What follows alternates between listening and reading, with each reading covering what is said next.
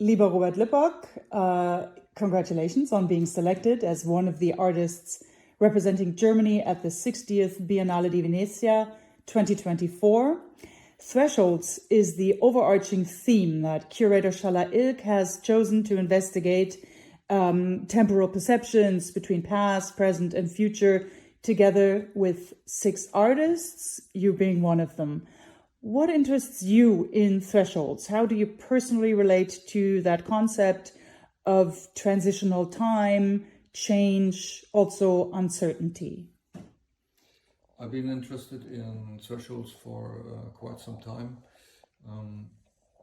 I'm working in an environmental project called Glacier Music, and there the threshold is something very important. It's the situation when ice melts or water gets into steam.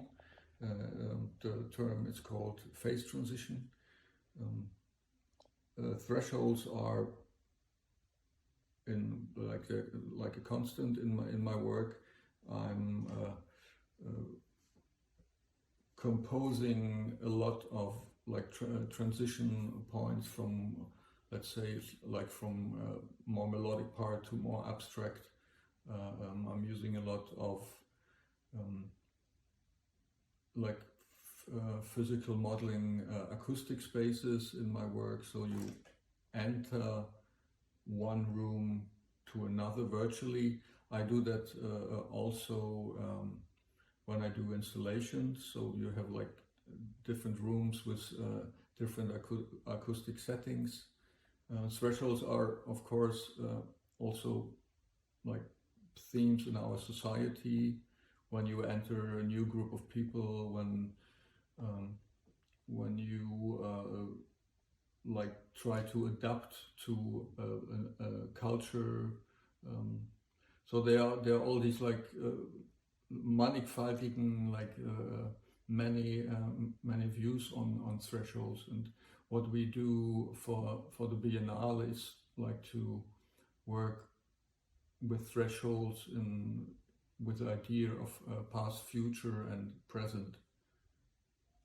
And we'll get to some of those concepts in a bit, but first I wanted to sort of go back to the origin story of this particular story and relationship.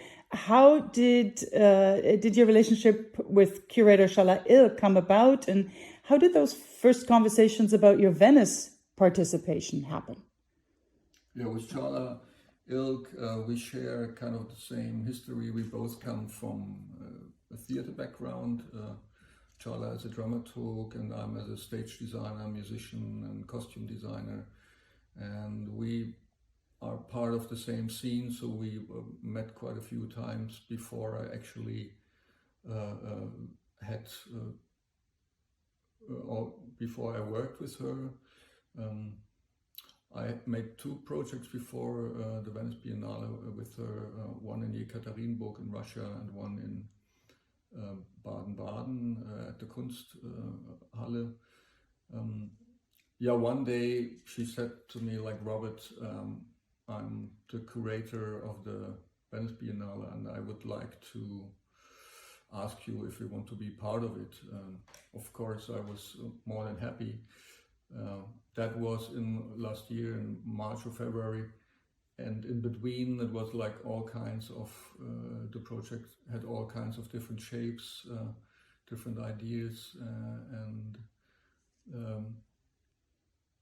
splitting the project into two spaces. This idea came I think in late 2023, when she said I have an idea of using a second space for all the sound installations. There'll be the pavilion and that second space that we'll talk about in a minute.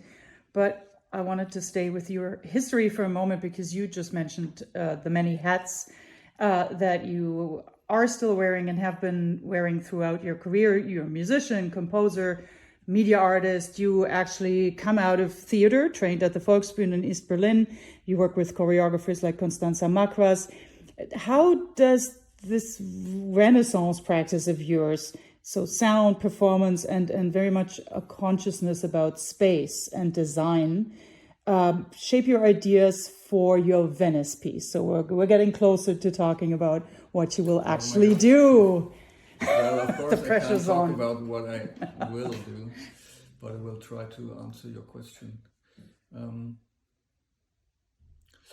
often, when I work in theaters, I often use the times when nobody is on stage or when the work is done to spend some hours there just to look around, just to understand the acoustics and to suck the energy and the situation. I've done the same with the pavilion. I used some hours just to be there and to understand more about the space and more about the acoustics and to understand how the city is like coming into the pavilion acoustically. So my practice is pretty much the same as in every project I do. I spend a lot of time not so much on reading and research in the first place, but like being in the space and understanding and listening, and sometimes sitting on a plastic chair for 6 hours to and not moving, just to hear also the changes over time in a space. So that was my starting point here, or one of many. So let's say the pavilion needed to reverberate, and Çağla found the island La Certosa, which is close to the pavilion, which is only a few minutes away by boat, and this will be the place for us sound artists to work on, to work with the things we find there, to work with the pavilion, with the theme thresholds. And the island is very interesting because it's not an idle place. It's not a paradise. It's not parts are a natural resort, but it's a mix of uses. It's a place which was used and the uses were changed. It was overwritten. The use was it was like repurposed, or is that the idea over time? It was like in the from the 16th century to the 20th century, it was military used. Before it was Landwirtschaft. Was das Landwirtschaft? And the agricultural uses? Agricultural, yes, right. Agriculture use. There was a church where Tintoretto and Tizian worked. Nothing of that is there anymore. It's like vanished. But from the military times, you have like little mountains and bunkers which are overgrown by nature, because nature tries hard to get its territory back to get over the threshold of like civilization and building. So it's a very interesting place to work on because it's so diverse. It's not like this beautiful field where you can hang a speaker and it's just another dimension. There's so many aspects in the history of the village and of the island, and also in the present, because now it's like they do all this tubes, like massive tubes for energy and facilities and water. So the whole island is like digged up. Different to the pavilion, where you have a kind of silent, almost intimate sound situation, very quiet, very focused. The island is the opposite from that. You have like an immersive 360-degree sound field around you. There are boats, the church bells are The church bells. Then one your phone wanted to ring too. When the bells are ringing, the foghorns in February, March. There's often fog, so you hear the foghorns. So you're like in this constant stream of sound. So what we will do is to find a place within the already existing sounds. And you were asking of how we work. We're not a band, we're not an ensemble, we're not a team. We like 6 individual artists, and it's a bit like, I know it from my work with dance theater, with dancers, which share one field, the dance, but they're always aware of the others. You know, they're always, when they do a move, they always know, like, here behind me there are like 3 people, and when I do this I will like catch one, or when I do this I will fall over the other one, and then I make a round or something. So another sort of reverberation in a way, right? Like a bodily reverberation. So the work is a bit like that, and we have constant meetings. We have meetings in person. We have meetings in person with Çağla. We have Zoom meetings. Such a close work with the curator is new to me. I mean, some curators are like, put you somewhere and then you have to use your job, do use your your stuff. task. But here it's like really building it together. It's like with Çağla, it's like carving the ideas out of this big big block of ideas and inspiration and facts. So that's pretty new, and that's very exciting. Mm-hmm. And we've mentioned thresholds so much, and when I read up on that theme, I thought of your career, though. You know, you come out of the East German punk scene of the 80s, and I just saw this fantastic photo of a teenage Robert Lippok on stage. And then you went down in music history on both sides of the wall with your bands Ornament and Verbrechen and To Rococo Road. How does it feel creating a new site-specific work for something like the Venice Biennale?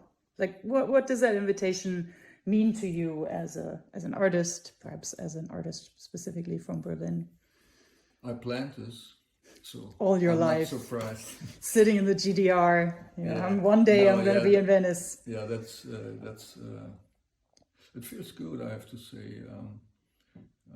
And in my career, there were always these like surprising twists of things you couldn't imagine happening.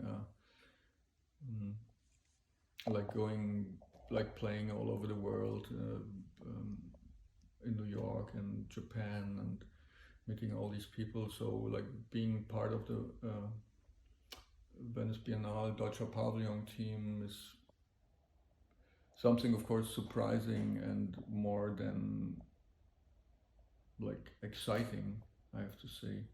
But on the other hand, it's also something I'm not like shocked about it. I mean, maybe I'm shocked because I'm